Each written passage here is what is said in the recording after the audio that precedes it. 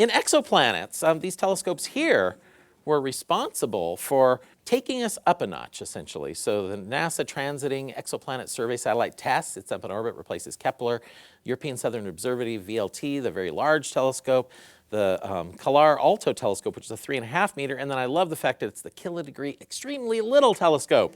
Yeah, it's that small, it's little, it just looks at the big sky. So what did they do? Well, they're finding exoplanets, lots and lots of them. Now, why is this exciting? 4,000 exoplanets. Thank you, Daniel. It was, yay! It was his idea to have little nah, nah, nah, nah.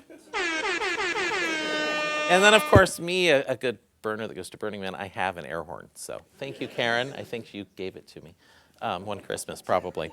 Anyway, we actually have updated our planet display. It's up to 4,003. Go out and take a selfie in the depths of space when you get out of here and show that there are more than 4,000 planets around other stars. That's what we're talking about here. Human race has found that there are stars that have little planets going around. Well, some of them are big, some are many times the size of Jupiter, but some of them are pretty small. And we found more than 4,000. We found some that are in that magical realm where water could be liquid on the surface.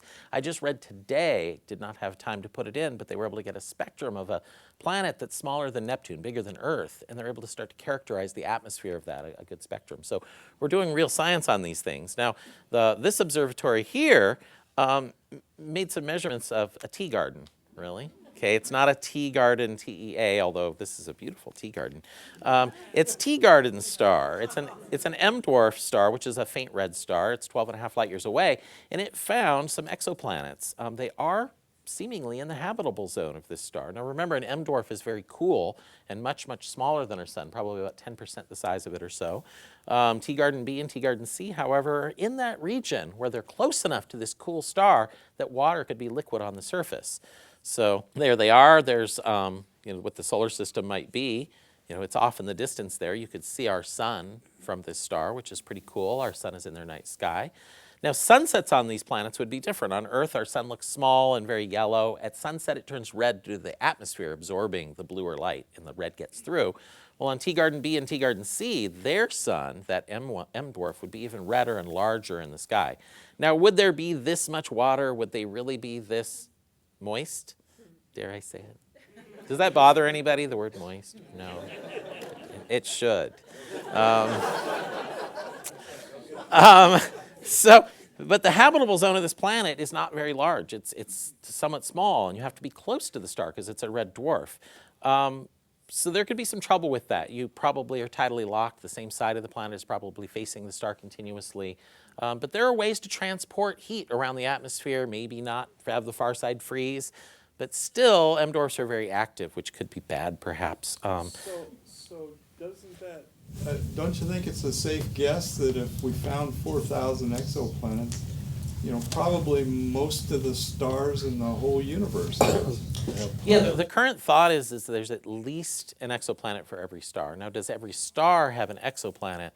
I wouldn't go that far. There's probably cases where multiple stars were close to one another and they flung all their planets that were around out of the system before they could get there, or two stars orbiting each other and they grab all the material that would have gone into forming planets and you don't end up making any big ones.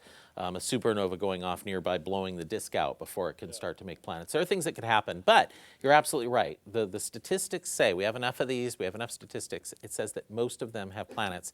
In fact, a large fraction of them have planets in the habitable zone. So it's not necessarily rare anymore to say this planet's in that zone where it could have liquid water. That seems to be very common. Anyway, there is a habitability index that rates these sort of things. Are you in that zone where you can have liquid water? Are you getting the right amount of radiation? Or could you be warm? It's sort of a habitability index. And are you about the same size as the planet? I mean, Jupiter is only a 0.12 on this. It's not very Earth-like at all. Neptune, 0.18, not at all. Earth, a 1.0, yay, we win. Mars is only a 0.64. They think Tea Garden B could be a 0.95 and Tea Garden C could be a 0.68. So we are looking at things that could be perhaps quite Earth-ish-like. The TESS orbiting satellite, the replacement for Kepler really, although it looks at sort of all sky almost all sky. It does the whole sky and then parts of the sky in greater detail in the north and south. It found some planets, and they are around a red dwarf as well, an M-class red dwarf. And evidently, Tesla's going to have these great names like L98-59. So strap in, folks. It's going to get crazy. Instead of the names like Gliese, whatever, some number, we were going to have just a letter. But these planets look about like this. They're very small. And how small? Well, that small compared to Earth. So smaller than. Between Mars and Earth-sized, one of them, and then a couple that are a little larger. Now, we do want to point out, this is just... Happy little cloud. It's just an artist's conception. We don't really know what these planets look like, of course. But they might have happy little clouds on them. Now, like I was saying, M-dwarfs are highly energetic. They give off a lot of X-rays, a lot of high energy.